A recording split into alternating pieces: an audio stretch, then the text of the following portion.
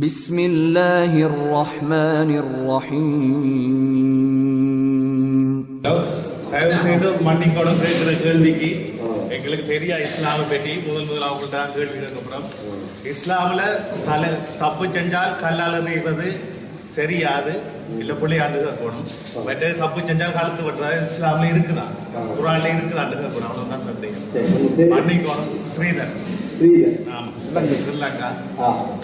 தெரியாத இஸ்லாமை பற்றி அதை நாம் உங்கள்கிட்ட விளக்கமாக அறியணும் பண்ணுறபடியா அப்படி கேட்கிறோம். மன்னிச்சு கொள்ளணும் பிள்ளைகள்.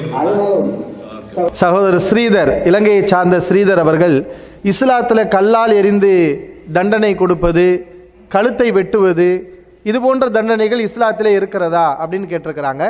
நீங்கள் கேள்வி கேட்கறதுக்கு கொஞ்சம் கூட பயப்பட வேண்டாம், அதை ஒரு தவறாகவே நீங்கள் நினைக்க வேண்டாம். நீங்கள் மன்னிக்கணும்னு சொல்கிறதா எங்களுக்கு சங்கடமாக இருக்குது. நீங்கள் சுதந்திரமாக சந்தோஷமாக நீங்கள் என்ன நினைக்கிறீங்களோ அதை தாராளமாக நீங்கள் கேளுங்க. அது தவறே கிடையாது, அது உங்களுடைய உரிமை. ஒரு ஆள்கிட்ட நம்ம கருத்துக்களை வெளிப்படுத்துறது தப்பு கிடையாது. அதனால் நீங்கள் தாராளமாக கேட்கலாம். சகோதரர் அவர்கள் இந்த கேள்வியை கேட்டிருக்கிறாங்க. கழுத்தை வெட்டுறாங்க, கல்லால் எரிஞ்சு கொலை செய்கிறாங்க, தண்டனை கொடுக்குறாங்க. அப்போ இதெல்லாம் இஸ்லாத்தில் இருக்குதா அப்படின்னு கேட்குறாங்க. உலகத்தில் நம்ம அனைவரும் ஒத்துக்கொண்ட ஒரு விஷயம் என்னன்னா, குற்றம் செய்தவர்களை தண்டிக்க வேண்டும் என்பதில் யாருக்கும் மாற்று கருத்து கிடையாது. அதை நம்ம எல்லாரும் ஒத்துக்கொண்டு தான் இருக்கிறோம், இல்லையா? எல்லா நாட்டிலையும் குற்றவாளிகளுக்கு தண்டனை இருக்கிறது. இந்த சவுதி அரேபியாவை விட்டுருவோம். இந்தியாவில் திருடினால் தண்டனை உண்டா இல்லையா? கொலை செய்தால் தண்டனை உண்டா இல்லையா? அடுத்தவர்களை உரிமையை நம்ம பறித்தோம் என்றால் தண்டனை உண்டா இல்லையா? இந்தியாவில் இருக்குது, எல்லா நாடுகளிலும் இருக்கிறது. சொல்லப்போனால் இஸ்லாமிய சட்டத்திட்டங்கள் இல்லாத சிங்கப்பூர் போன்ற நாடுகளில் இன்னும் கடுமையாக கூட இருக்கிறது. அமெரிக்காவிலையும் இந்த குற்றவியல் சட்டங்கள்லாம் இருக்கிறது. தண்டனையை தருவதற்காகத்தான் நீதிபதிகள் இருக்கிறார்கள், கோர்ட்டே இருக்கிறது, போலீஸ் ஸ்டேஷனே இருக்கிறது. தண்டனைகளே வேண்டாம், யாரையும் தண்டிக்க கூடாது, தப்பு செஞ்சவங்களையெல்லாம் விட்டுறன்னு சொல்லி எந்த நாடும் இல்லை. அப்படி ஒரு நாடு இருக்குதா? அப்படி இருந்தால் அது நாடே கிடையாது. அந்த நாட்டில் அரசாங்கமே நடக்காது, மக்கள் வாழவே இயலாது. அப்ப எல்லா நாட்டினர்களும் ஒத்துக்கொண்ட ஒரு உண்மை என்னவென்றால், தப்பு செய்தவர்களை தண்டிக்க வேண்டும் என்பது எல்லாரும் ஒத்துருக்கிறோம். அதனாலதான் ஒரு மனிதன் கொலை செஞ்சுட்டான், அரசாங்கம் என்ன பண்ணுது? அவனை ஜெயிலில் கொண்டு போய் அடைக்குது, சிறைச்சாலையில் அடைக்கிறோம். ஏன் அடைக்கிறோம்? அப்பதான் அந்த தப்பை அடுத்து செய்ய மாட்டான். தப்பு செய்தவன் மீது கருணைப்பட்டு நம்ம இறக்கப்பட்டு விட்டுட்டோன்னு வைங்க, மறுபடியும் கொலை செய்வான். அப்ப அவனை அந்த தவறிலிருந்து விடுவிக்க வேண்டும். அவன் மறுபடியும் அந்த தவறை செய்யக்கூடாது. மற்றவர்கள் இதை பார்த்து அந்த தவறு செய்யக்கூடாது என்பதற்காக எல்லா நாடுகளிலையும் தண்டனைகளை தருகிறார்கள். ஆனால் உங்களுக்கு ஏற்பட்டிருக்கக்கூடிய சந்தேகம் என்ன தெரியுமா? மரண தண்டனை கொடுக்கிறது சரியா? நம்ம ஊர்ல என்ன செய்வாங்க? ஜெயிலில் அடைப்பாங்க அல்லது ஃபைன் போடுவாங்க. மரண தண்டனை கொடுக்குறாங்களே, அப்ப இது சரியாகுமா? இது ஒரு பயங்கரமான தண்டனையாவில் தெரியுது அப்படின்னு நீங்க கேட்குறீங்க. முதல்ல கவனிக்கணும், இந்த மரண தண்டனை என்பது எல்லா பாவங்களுக்கும் எல்லா தவறுகளுக்கும் இஸ்லாமிய ஆட்சியில் கொடுக்கப்படாது. உதாரணத்துக்கு இப்போ நீங்கள் ஒரு ஆள் பொருளை எடுத்துட்டீங்க, ஒரு மனுஷன் திருடிட்டான், இதுக்கு மரண தண்டனை உண்டா? இதுக்கு மரண தண்டனை கிடையாது. ஒரு மனிதன் சாராயம் குடித்து விட்டான், இதுக்கு மரண தண்டனை உண்டா? இதுக்கு மரண தண்டனை கிடையாது. இந்த மாதிரி மனிதன் செய்யக்கூடிய எத்தனை தவறுகள் இருக்கிறது, எல்லாத்துக்கும் மரண தண்டனை கிடையாது. எதுக்கு மரண தண்டனை இருக்கிறது? எந்த இடத்துல மரண தண்டனை நியாயமாக கொடுக்கணுமோ அந்த இடத்தில் இஸ்லாம் மரண தண்டனையை சொல்கிறது. எந்த இடத்துல ஒரு மனிதன் அநியாயமாக ஒரு உயிரை கொலை செய்து விட்டான், ஒரு மனுஷன் அநியாயமாக ஒரு உயிரை கொலை செய்து விட்டான். வேற மற்றவங்களுக்கு போகாதீங்க, நீங்களே அந்த நிலையில நின்று யோசிச்சு பாருங்க. நம்ம பெத்த பிள்ளைய ஒரு மனிதன் கற்பழித்து கொலை செய்து விட்டான். நம்முடைய மகளை ஒருவன் அநியாயமாக கற்பழித்து கொலை செய்து விட்டான். இப்போ உங்களிடத்துல தீர்ப்பு கேட்குறாங்க, நீங்க பாதிக்கப்பட்டிருக்கிறீங்க. நம்ம பிள்ளைய பெத்து அதை பூச்செடி மாதிரி பார்த்து வளர்த்து பொத்தி பொத்தி அதை பராமரித்து வச்சிருக்கிறோம். அதனுடைய வாழ்க்கையை சீரழித்து அதை சாகடித்து விட்டான். இப்போ இவனுக்கு என்ன தண்டனைன்னு கேட்டா, பாதிக்கப்பட்ட நம்ம அந்த குழந்தையை இழந்திருக்கக்கூடிய அந்த தாய் தந்தை என்ன தீர்ப்பு வழங்குவார்கள்? என்ன தீர்ப்பு வழங்குவார்கள்? என்னுடைய குழந்தையை சீரழித்தவனுக்கு, என்னுடைய குழந்தையை அழித்தவனுக்கு அதுபோல அவனையும் தண்டிக்க வேண்டும் என்று பாதிக்கப்பட்டவர்கள் தீர்ப்பு வழங்குவார்கள் இல்லையா? அப்ப இது பாதிக்கப்பட்டவங்களுடைய நிலையிலிருந்து நீங்க யோசிக்கணும். ஏன்னா இஸ்லாமிய ஆட்சியாளர் ஒரு மனுஷனை அநியாயமா கழுத்தை வெட்டுறார், அது கிடையாது. இந்த தண்டனையை கொடுக்கிறதே யாரு? பாதிக்கப்பட்டவர்கள் தான் இந்த தண்டனையை கொடுப்பார்கள். அது என்ன பாவத்துக்கு, என்ன குற்றத்துக்கு? சின்ன சின்ன விஷயத்துக்கல்ல, ஒரு உயிரை கொலை செய்தவனுக்கு அது மாதிரியான தண்டனை. இது நியாயமா தப்பா? இது சரியா தப்பா? இது நியாயம் தானே? அப்பதானே அடுத்த கொலையை செய்ய மாட்டான். இந்த இடத்துல தான் இஸ்லாம் இந்த கழுத்தை வெட்டுறது, மரண தண்டனை கொடுக்கறத சொல்லுது. ஏன்னா பாதிக்கப்பட்டவனுக்கு நீதி கொடுக்கணுமா இல்லையா? நம்ம ஊர்ல பாருங்க, நீதிமன்ற வாசல்லையே கொலை நடக்கும். கேஸ் நீதிமன்றத்துக்கு போயிருக்கும், ஆனா குற்றவாளியை நீதிமன்ற வாசல்ல வச்சே கொலை செய்வார்கள். ஏன் கொலை செய்யறாங்க? கொலை செய்யறவன் யாரா இருப்பான்? பாதிக்கப்பட்டவனா இருப்பான். ஏன்? நீதிமன்றம்னு போனா பெயிலு ஜெயிலுன்னு சொல்லிட்டு என்ன செய்யறான்? வெளியே அனுப்பி விட்டுறான். கேஸ போட்டு இழுத்தடிக்கிறான், 25 வருஷத்துக்கு இழுத்தடிக்கிறான். இவன் பேசாம வெளியே சுத்திட்டு இருக்கிறான். நான் பாதிக்கப்பட்டிருக்க, எனக்கு இழைக்கப்பட்டிருக்கக்கூடிய அநீதிக்கு என்ன நீதி? இந்த நீதி அவன் கேட்கிறான். அது கிடைக்கலன்னு அவனுக்கு தெரியுது. அவனுடைய மனக்குமுறலை தாங்க முடியாம அவன் கொலை செய்து விடுகிறான். அப்ப இதுக்கு காரணம் என்ன? அவனுடைய நிலையிலிருந்து நம்ம யோசிக்கணும். நம்ம மன்னிச்சிடலாம், நம்ம குடியரசுத் தலைவர் என்ன செய்யலாம்? மன்னிச்சிடலாம். கருணை மனு, கொலை செய்திருக்கிறான், அவனை மன்னித்து விட்டேன் என்று இவர் கருணைப்படலாம்.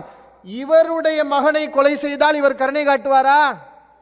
இவருடைய மனைவியை ஒருவன் கொடூரமாக கொலை செய்தால் இவர் கருணை காட்டுவாரா? அப்ப யார் தீர்ப்பு வழங்கணும்? பாதிக்கப்பட்டவன் தீர்ப்பு வழங்கணும். இதுதான் இஸ்லாமிய ஆட்சியிலையும் நடக்குது. இப்ப இங்க உள்ள ஆட்சியிலையும் கவர்மெண்ட்லையும் ஒரு மனுஷன் கொலை செஞ்சுட்டான், ஆட்சியாளர் வம்படியா பிடிச்ச அவனை பழிவு இருக்க மாட்டார். சம்பந்தப்பட்ட பாதிக்கப்பட்டவர் இருப்பார் இல்லையா, கொலை செய்யப்பட்டவருடைய உறவினர், அவரை கூப்பிட்டு கேட்பாங்க கவர்மெண்ட்ல. ஆட்சியாளர் கேட்பார், சகோதரன் அவன் கொலை செஞ்சுட்டான், நீங்க என்ன சொல்றீங்க? மன்னிச்சிடுறது சிறந்தது. இஸ்லாம் என்ன சொல்லுது? ஆட்சியாளர் அந்த பாதிக்கப்பட்டவர்கிட்ட என்ன பேசுவாரு? நீங்க மன்னிச்சு விட்டீங்கன்னா உங்களுக்கு சிறந்தது. ஏன்னா குர்ஆன் அதுதான் சொல்லுது, ஃபமன் உஃபிய லஹு மின் அஹீஹி ஷைஉன் ஃபஇத்திபாஉ மின் மஅரூஃப். மன்னிச்சு விட்டீங்கன்னா அது நல்லது என்று குர்ஆன் சொல்கிறது.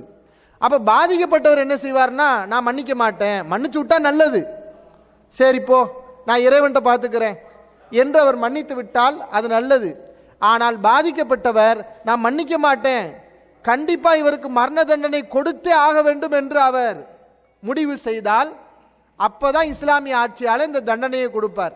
இப்ப நீங்க சொல்லுங்க, தண்டனையை கொடுக்கிறது இஸ்லாமிய ஆட்சியாளரா பாதிக்கப்பட்டவரா? பாதிக்கப்பட்டவர் தான் கொடுக்கிறார். அந்த தண்டனையை நிறைவேற்றக்கூடியவர் இஸ்லாமிய ஆட்சியாளராக முன்னின்று நடத்துகிறார். ஏன்னா ஆளுக்கால் செஞ்சிடக்கூடாதுல்ல. ஒரு ஆதாரம் இல்லாத ஒரு பொருளியை வைத்துக் கொண்டு ஒருவருடைய உயிரோடு விளையாடி விடக்கூடாது. உண்மையில கொலைதானா, கொலை செஞ்சானா, அதெல்லாம் அவங்க உறுதிப்படுத்த வேண்டி இருக்கிறது. சரி, இந்த மாதிரி ஒரு அனுமதியை கூட இஸ்லாம் ஏன் வழங்கியிருக்கு தெரியுமா? அப்பதான் நம்மளாம் நிம்மதியா இருக்க முடியும். நீங்க பாருங்க, இந்த கொலைக்கு மரண தண்டனை தருகின்ற இந்த அரபு நாட்டுகளில் குற்றங்கள் குறைவாக நடக்கிறது. ஆனா இந்த குற்றங்களுக்கெல்லாம் தண்டனைகளை தராம அலட்சியப்படுத்தக்கூடிய நாடுகளில் குற்றங்கள் நிறைய நடக்கிறது. பாவங்கள் குற்றங்கள் நிறைய நடக்குது. ஏன்னா தண்டனை கொடுக்கும் போதுதான் மனுஷன் பயப்படுவான் இல்லையா? நம்ம தமிழ்ல பழமொழி வச்சிருக்கோம்ல, அடியாத மாடு படியாது. மனிதர்கள்ல பலவாறு இருப்பாங்க. சில பேர் சொன்னா எடுத்துக்கிடுவாங்க, தப்பு செய்யக்கூடாதுப்பா, அடுத்தவங்களுக்கு நோவினை செய்யக்கூடாது, அடுத்த உயிரோடு விளையாடக்கூடாது, இப்படி சொன்னா திருந்திக்கிடுவாங்க. இப்படி சில பேருக்கு சொன்னா புரியாது, தண்டிச்சாதானே புரியும். அதனாலதான் நம்ம பிள்ளைகளுக்கு என்ன செய்யறோம்? நல்லதையும் சொல்றோம், தப்பு செய்யும் போது தண்டிக்கவும் செய்யறோம்ல. இதைத்தான் எல்லா அரசாங்கமும் செய்கிறது. இதை நம்ம செய்யாம விட்டோம்னு வைங்களேன், உலகத்தில் நம்ம யாருமே வாழ முடியாது. இப்ப நம்ம நாட்டில் பாருங்க, ஒரு கொலை செஞ்சவன் மறுபடியும் கொலை செய்யறான், மறுபடியும் கொலை செய்யறான், இப்படியே அவன் மறுபடியும் கொலை செய்யறான். சட்டத்தின்படி அவனை தண்டிப்பதற்கு வழி இருக்கிறதா? சட்டத்தின்படி தண்டிக்க வழி இல்லை. வேற என்ன செய்யறாங்க போலீஸ்காரவங்க? என்கவுண்டர் சொல்லி அவனை தூக்குகிறார்கள். என்கவுண்டர் சொல்லி தான் அவனை கொலை செய்ய வேண்டியிருக்கு. ஏன்னா திருந்த மாட்டேங்கிறான். எத்தனை கொலை செய்கிறான்? மறுபடி வெளியே வந்துடுறான், மறுபடியும் கொலை செய்யறான். நீதிமன்றத்துக்கு போனா அவனுக்கு கணக்கு தீர்க்க முடியாது, அவனை திருத்த இயலாது, வேற வழி இல்லை. அரசாங்கமே என்ன பண்ணுது, போலீஸே என்ன பண்ணுது, என்கவுண்டர் சொல்லி அவங்களா சில காரணங்களை கற்பித்து கொண்டு கொலை செய்து விடுகிறார்கள். இதுதான் மனித சுபாவம். இப்படி செய்யறது கரெக்ட் தான், இதை நீதிமன்றம் முறைப்படி செய்யணும். அது மாதிரி நீங்க பாருங்க, கோயமுத்தூர்ல கூட, நம்ம தமிழ்நாட்டில் கோயமுத்தூர்ல சில தினங்களுக்கு முன்னால் ஒரு சிறுமி இது மாதிரி ஒரு கொடூர நாள் பாலியல் பலாத்காரம் செய்யப்பட்டு கொலை செய்யப்பட்டு எரியப்பட்டாள். அந்த கோயமுத்தூர் மக்களுடைய மனநிலையை எப்படி மாறிடுச்சு தெரியுமா? எப்படி மாறிச்சு? இந்த சிறுமியுடைய வாழ்க்கையை நாசப்படுத்தியவனுக்கு மரண தண்டனை தர வேண்டும் என்று அந்த மக்கள் களத்தில் இறங்கி போராடினார்கள். மக்கள் எல்லாம், மக்களுடைய கொந்தளிப்பு இருக்குது, எல்லா பேருடைய மனசும் சொல்லுது இந்த அநியாயத்தை செஞ்சவனுக்கு மரண தண்டனை தான் கொடுக்கணும்னு.